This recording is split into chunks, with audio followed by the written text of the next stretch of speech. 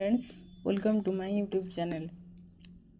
आज आम ए class 8 English the lost camel SGB 1। Two merchant were looking for their lost camel in a desert. They meet an old man on the way. They asked him whether he had seen a camel. दुई जन व्यवसायी मरुभूमि रे सेमानंकर हजि जाइथिबा ओटटिକୁ खोजुथिले। तापरे बाटरे सेमाने जणे वृद्ध लोकंकु भेटिले। से गोटे ओटको देखिले कि बोली सेमाने पचारिले। The old man's answered were in the form of question, is it an old man? He asked. The owner said it was.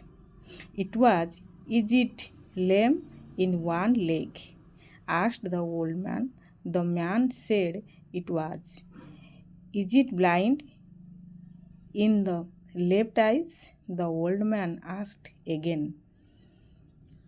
Two owners were little surprised. They said the animal was indeed blind in the left eyes. Have you seen the animal? They asked the old man. The old man answered were in form of the question. ହେଲା ନା ବୃଦ୍ଧ ଲୋକଟି ଉତ୍ତର ଗୁଡ଼ିକ ପ୍ରଶ୍ନ ରୂପରେ ଥିଲା। ବୃଦ୍ଧ ଲୋକଟିର ଉତ୍ତର ଗୁଡ଼ିକ ପ୍ରଶ୍ନ ରୂପରେ ଥିଲା। ସେ ପଚାରିଲେ, ଏହା ଏକ ବୁଢ଼ା ପଶୁ ଅଟେ କି? ଓଟର ଲୋକମାନେ ଏହା ଥିଲା ବୋଲି କହିଲେ। ଏହାର ଗୋଟିଏ ଗୋଡ଼ ଛୋଟା କି? ବୃଦ୍ଧ ପଚାରିଥିଲେ। ଏହା ଥିଲା ବୋଲି ଲୋକମାନେ କହିଥିଲେ। ତେଣୁ ପୁନଶ୍ଚ ଦ ଓନର୍ ୱେୟାର ଲିଟିଲ୍ ସରପ୍ରାଇଜ୍ଡ। ବୃଦ୍ଧ ଲୋକଟି ପଚାରିଥିଲେ, ଏହାର ବାମ ଆଖି ଦୃଷ୍ଟିହୀନ କି? ଲୋକମାନେ ଟିକିଏ ଆଶ୍ଚର୍ଯ୍ୟ ହୋଇଗଲେ। ପଶୁଟିର ବାସ୍ତବିକ ବାମ ଆଖି ଦୃଷ୍ଟିହୀନ ଥିଲା ବୋଲି ସେମାନେ କହିଲେ। ସେମାନେ ବୃଦ୍ଧ ଲୋକଟିକୁ ପଚାରିଲେ, ଆପଣ ପଶୁଟିକୁ ଦେଖିଛନ୍ତି କି?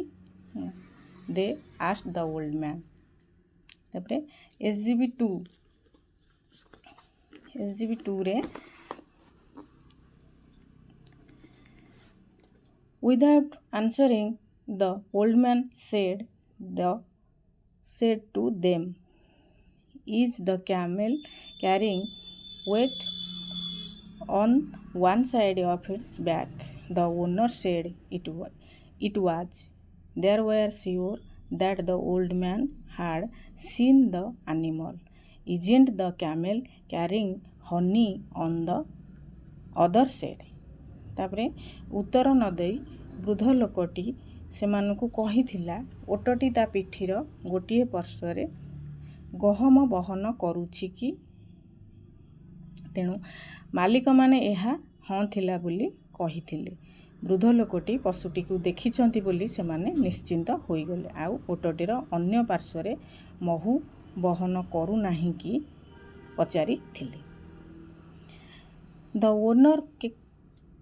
owner caught hold of the old man and asked him angrily, have you stolen the good and killed the animal? I have not seen the animal, said old man calmly.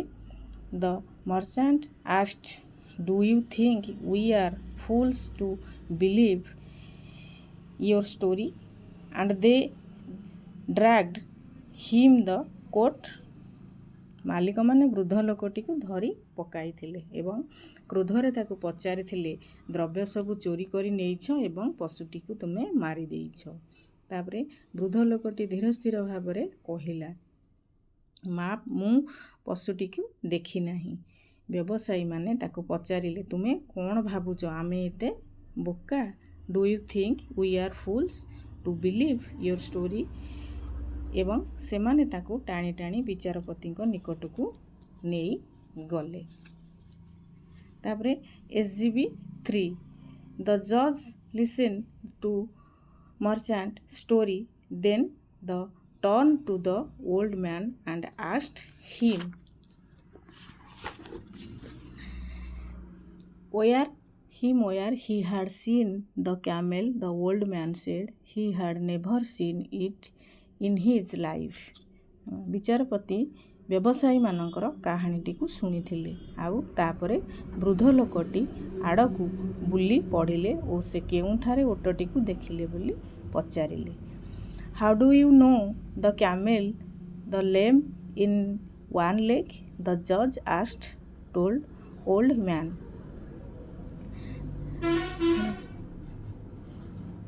ସେ ତାର ଜୀବନରେ ଏହାକୁ କଦାପି ଦେଖିନଥିଲା ବୋଲି ବୃଦ୍ଧ ଲୋକଟିକୁ କହିଲା ଓ ବିଚାରପତି ବୃଦ୍ଧ ଲୋକଟିକୁ ପଚାରିଲେ, ତୁମେ କିପରି ଜାଣୁଛ ଯେ ଓଟଟିର ଗୋଟିଏ ଗୋଡ଼ ଛୋଟା? ବୃଦ୍ଧ ଲୋକଟି କହିଥିଲା ଯେ I looked at footprints of the stand, said the old man, and one of the could hardly be seen. ବୃଦ୍ଧ ଲୋକଟି କହିଲା ବୋଲିଲେ ମୁଁ ପଦଚିହ୍ନ ଦେଖିଲି ଏବଂ ଗୋଟିଏ ପାଦ ଅସ୍ପଷ୍ଟ ଦେଖାଯାଉଥିଲା. The judge smiled and asked why the old man thought the camel was blind in one eye. The animal had eaten the leaf of bushes on only one side of the road, said the old man. ବିଚାରପତି ହସି ପକାଇଥିଲେ ଏବଂ ବୃଦ୍ଧ ଲୋକଟି କାହିଁକି ଭାବୁଥିଲେ ଯେ ଓଟଟିର ଗୋଟିଏ ଚକ୍ଷୁ ଦୃଷ୍ଟିହୀନ ଥିଲା ବୋଲି ପଚାରିଥିଲେ ଏବଂ ବୃଦ୍ଧ ଲୋକଟି କହିଥିଲା ପଶୁଟି ରାସ୍ତାରେ କେବଳ ଗୋଟିଏ ପାର୍ଶ୍ୱରେ ଥିବା ଯୋଗୁଁ ବୁଦାଗୁଡ଼ିକରୁ ପତ୍ର ସବୁ ଖାଇଯାଇଥିଲା. Why do you think the camel was carrying wheat and honey? asked the judge. I saw ants carrying fallen grains of wheat, the one on side of the road, said the old man, and there were bees flying around the other side. I suppose, said the judge. Yes, your honor, said the old man. ଓଟଟି ଗହମ ଓ ମହୁ ବହନ କରୁଥିଲା ବୋଲି କାହିଁକି ଭାବୁଛ? ବିଚାରପତି ପଚାରିଥିଲେ. ତାପରେ ବୃଦ୍ଧ ଲୋକଟି କହିଥିଲା ରାସ୍ତାର ଗୋଟିଏ ପାର୍ଶ୍ୱରେ ପିମ୍ପୁଡ଼ିମାନେ ଥିବା ଗହମ ବୋହି ନେଇ ଯାଉଥିବାରୁ ମୁଁ ଦେଖିଲି ଏବଂ ମୁଁ ଭାବୁଛି ମହୁମାଛିମାନେ ରାସ୍ତାର ଅନ୍ୟ ପାର୍ଶ୍ୱରେ ଉଡ଼ୁଥିଲେ.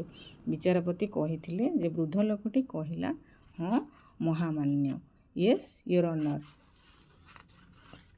The judge then turned to the merchant and said, this man had made use of his eyes to look at all things. You have eyes too. Use them. You will find your animal. Having eyes is not enough. Be intelligent too. And when you find your camel, look after it well. Do not leave it alone. Do not give him heavy load to carry. Then the judge sent them away. ତାପରେ ବିଚାରପତି ବ୍ୟବସାୟୀମାନଙ୍କ ଆଡ଼କୁ ବୁଲି ପଡ଼ିଲେ ଓ କହିଲେ ଏ ଲୋକଟି ସବୁ ଜିନିଷକୁ ଦେଖିବାକୁ ତାର ଚକ୍ଷୁଗୁଡ଼ିକ ଠିକ୍ ବ୍ୟବହାର କରିଥିଲା. ତୁମମାନଙ୍କର ମଧ୍ୟ ଚକ୍ଷୁ ଅଛି, ସେମାନଙ୍କ ବା ସେଗୁଡ଼ିକୁ ବ୍ୟବହାର କର. ତେଣୁ ତୁମର ପଶୁଟିକୁ ପାଇଯିବ. ଚକ୍ଷୁ ଥିଲେ ଯଥେଷ୍ଟ ନୁହେଁ, ବୁଦ୍ଧି ହେବାକୁ ପଡ଼ିବ. ଯେତେବେଳେ ତୁମ ଓଟଟି ପାଇଯିବ ତାର ଠିକ୍ ତମେ ଯତ୍ନ ନେବ. ସେଇଟିକୁ ଏକୁଟିଆ ଛାଡ଼ିବ ନାହିଁ, ତାକୁ ଅଧିକ ଭାର ବହନ କରିବାକୁ ଦେବ ନାହିଁ. ତାପରେ ବିଚାରପତି ସେମାନଙ୍କୁ ସେଠାକୁ ପଠାଇ ଦେଇଥିଲେ. Do not leave it alone. Do not give him heavy loads to carry. Then the judge sent them away. Bye.